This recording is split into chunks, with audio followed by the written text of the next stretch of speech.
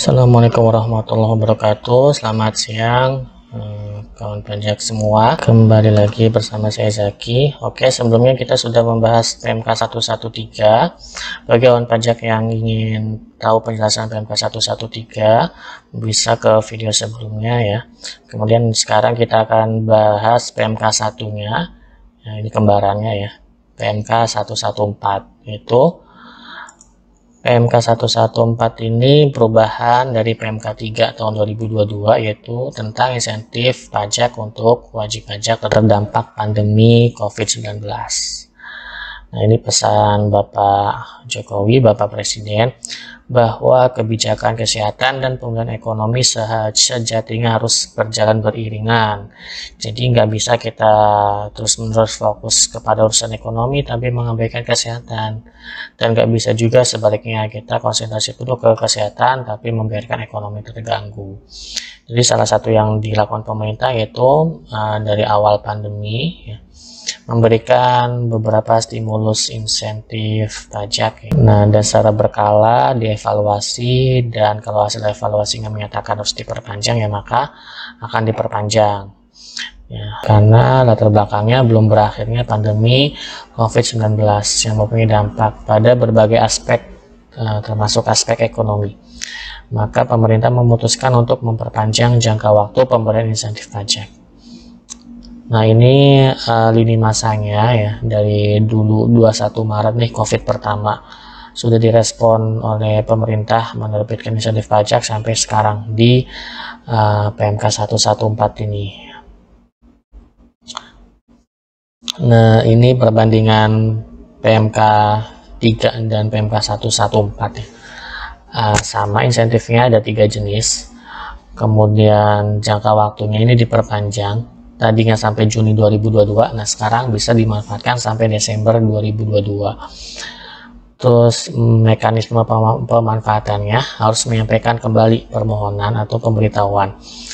Kemudian relaksasi pemanfaatan insentif, pemanfaatan penyampaian pemberitahuan untuk dapat memanfaatkan insentif PPh 25 bulan Juli, bulan kemarin ya, itu paling lambat 30 hari sejak PMK diundangkan, yaitu tanggal 9 Agustus.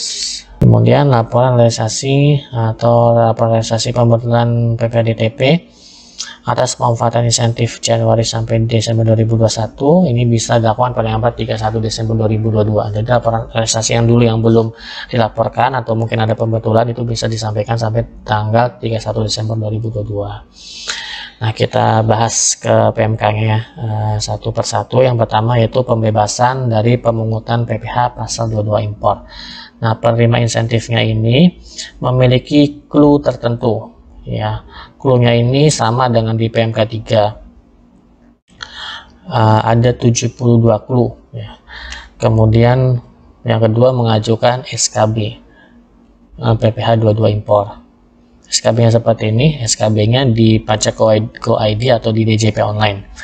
Nah, masa berlakunya SKB ini sampai tanggal 31 Desember 2022. Nah, dalam hal terdapat perubahan clue menjadi non-eligible, jadi tadinya clue-nya dapat insentif, terus WP mengajukan perubahan clue dan clue-nya nggak mendapat insentif, maka SKB-nya pun tidak berlaku lagi, seperti itu.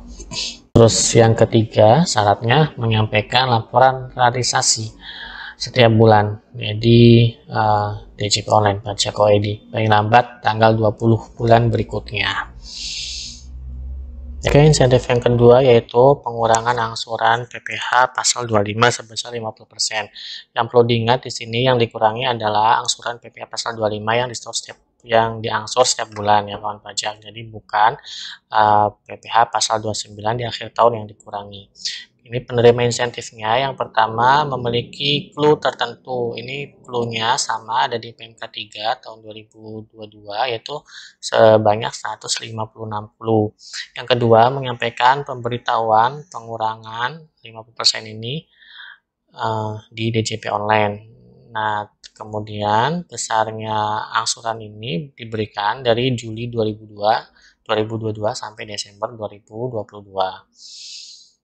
Nah, ini pemberitahuan pengurangannya disampaikan kepada Kepala KPP ya melalui DJP online www.pajak.go.id atau DJP online.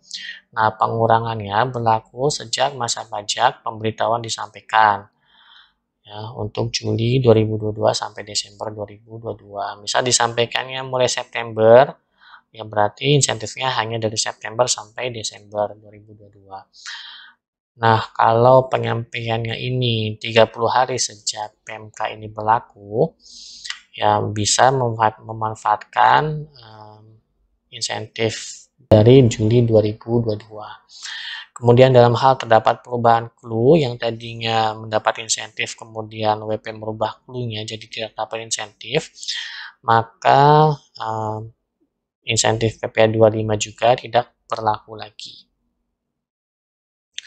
Ya, kemudian kewajibannya yaitu menyampaikan laporan realisasi pengurangan besarnya angsuran PPh 25 di pajak.go.id paling lambat tanggal 20 bulan berikutnya.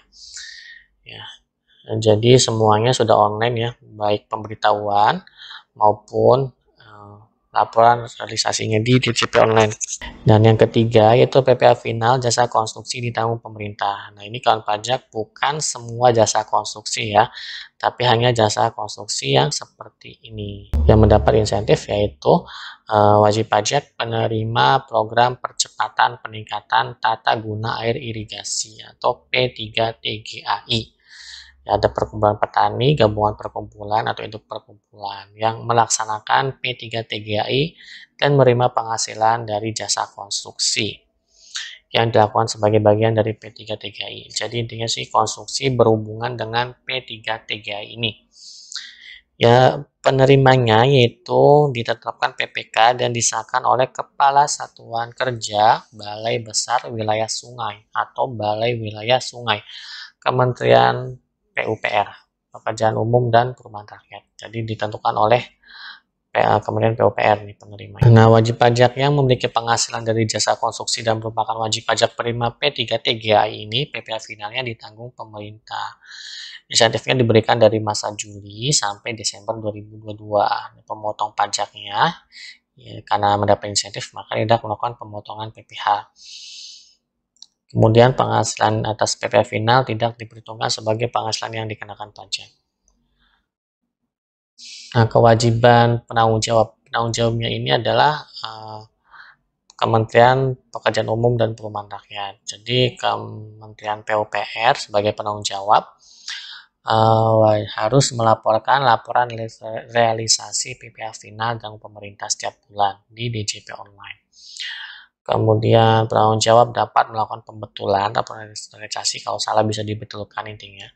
Kemudian laporan realisasi atau laporan realisasi pembetulan disampaikan penambat 31 Januari 2023. Nah, kalau penanggung jawabnya tidak menyampaikan laporan realisasi, maka tidak dapat memanfaatkan insentif.